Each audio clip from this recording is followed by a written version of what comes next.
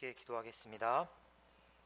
사랑의 주님, 주님께서 이 땅에 오신 날 우리가 기쁜 마음으로 경배하며 또 귀한 찬양으로 은혜 함께 나누게 하시니 감사합니다. 이제 주님의 말씀을 듣습니다. 얼어붙은 우리의 마음을 말씀으로 포근히 감싸 주시옵소서.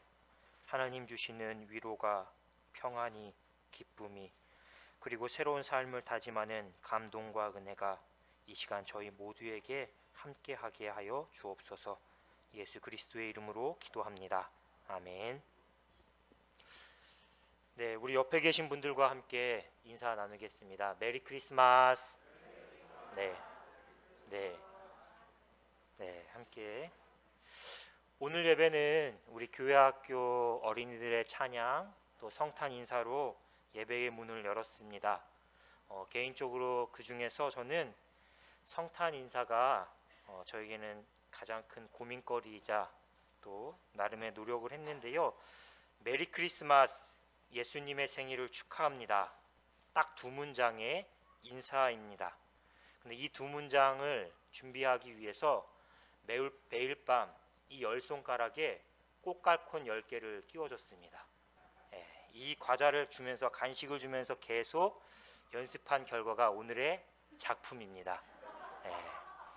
또 감사한 건 매년 성탄절도 저는 걱정하지 않습니다. 해소리도 있고요, 나빈이도 있습니다. 그 다음 해가 걱정인데요.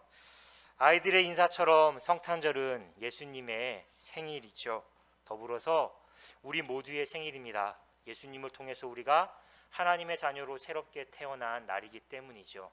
조금 더 나아가자면 예수님의 성탄을 기준으로 인류의 역사가 기원전, 기원후, BC와 AD로 구분되는 것처럼 세상 모든 사람들의 생일이기도 합니다. 성탄절은. 그래서 오늘 성탄절만큼은 그동안의 삶이 어땠든 현재 삶의 지경이 어떻든 모든 사람이 성탄이라는 이 단 한 가지의 이유만으로 기뻐할 수 있었으면 좋겠습니다.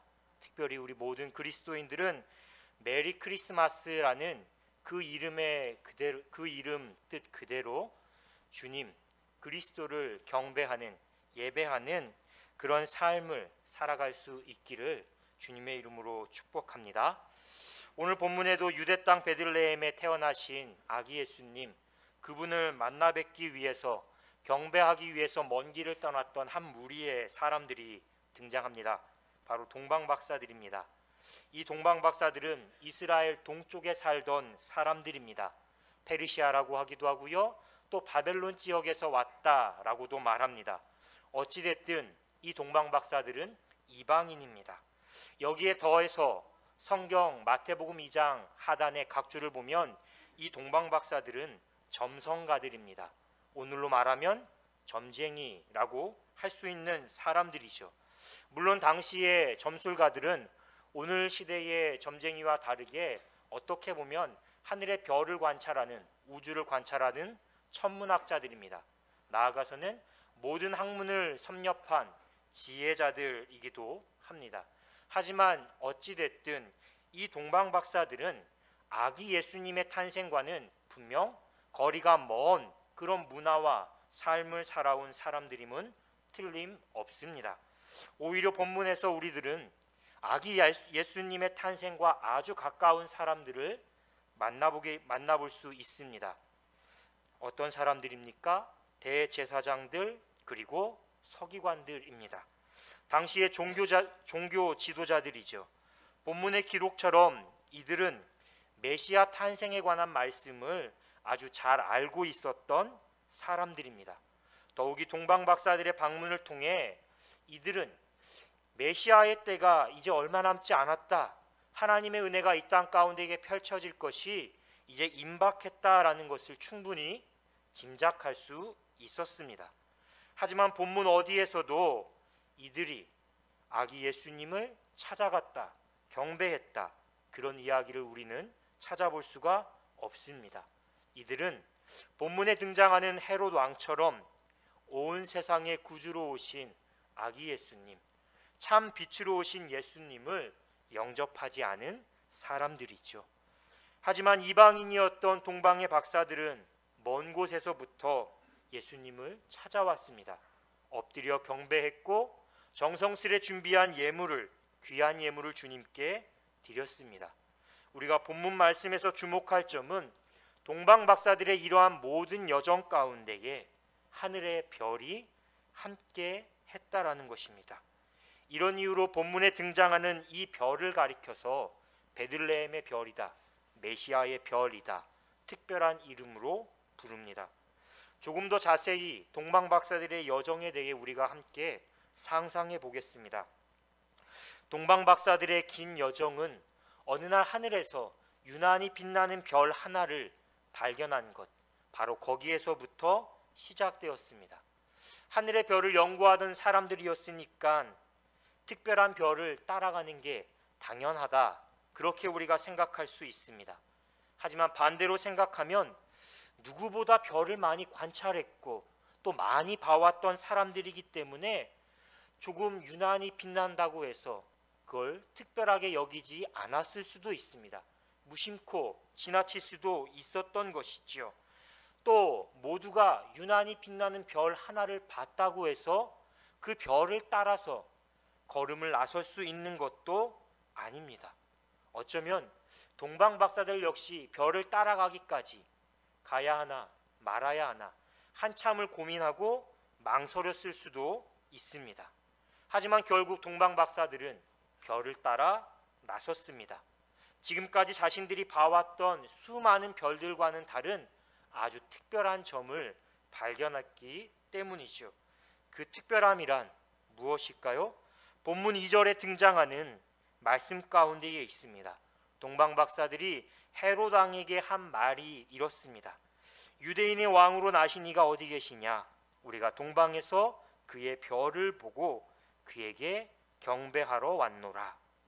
동방박사들은 별을 보고 유대인의 왕, 이 땅에 오실 메시아의 탄생을 생각했던 것입니다. 하나님의 은혜의 때가 다가오고 있음을 깨달은 것이죠.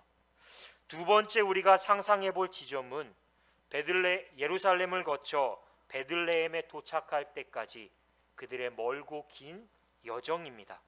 학자들에 따르면 짧게는 800km, 멀게는 1500km에 달할 정도로 아주 먼 거리입니다.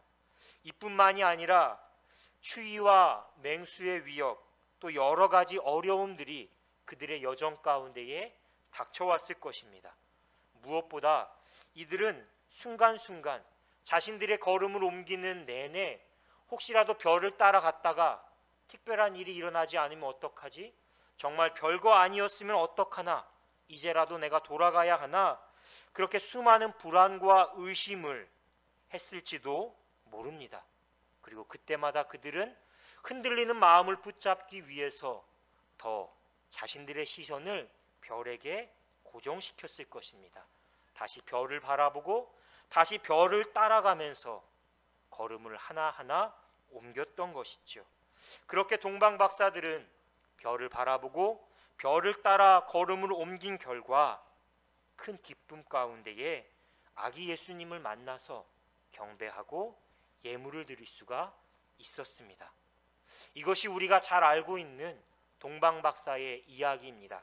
아주 짧은 한편의 동화와 같은 이야기이죠.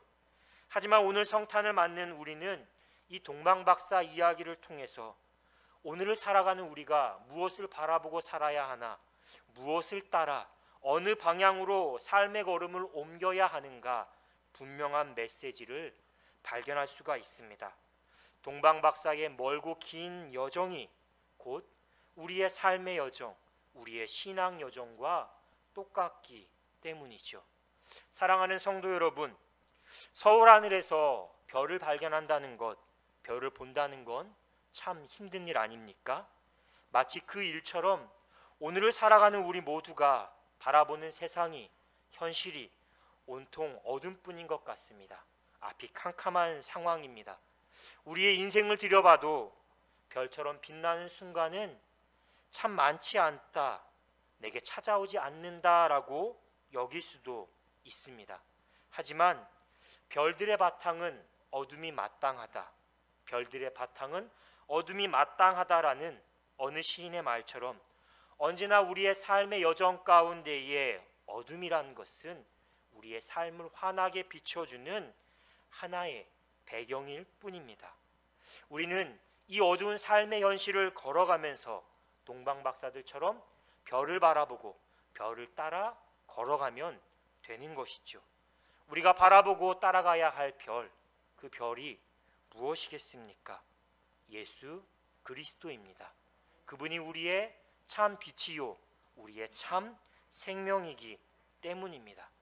조금 더 구체적으로 말씀드리면 우리가 바라봐야 할 별, 따라가야 할 별이라는 것은 어떤 절망적인 상황에서도 우리 스스로 예수 그리스도를 보내신 하나님의 사랑을 우리의 삶에서 놓치지 않는 것입니다.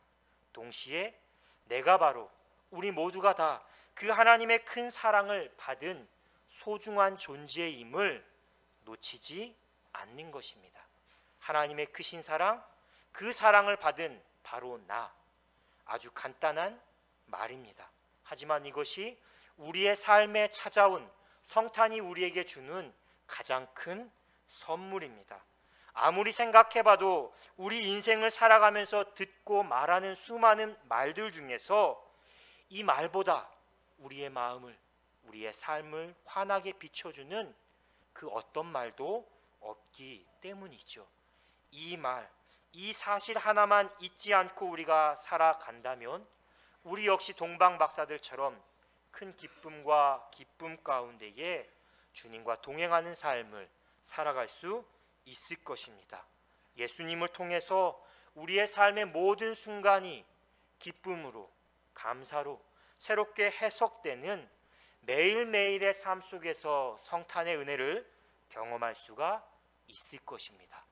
더불어서 우리 모두가 다 오늘 태어나실 아기 예수님, 예수 그리스도, 그분을 비추는 별이라는 사실을 잊지 마시기 바랍니다. 우리 안에 예수 그리스도, 그 빛이 사라지지 않도록 마음을 지키고 거룩한 삶을 살아가시길 주님의 이름으로 축복합니다. 그때 우리 모든 삶의 자리가 언제나 메리 크리스마스, 예수님을 예배하는 기쁨과 경배의 자리가 될 것입니다.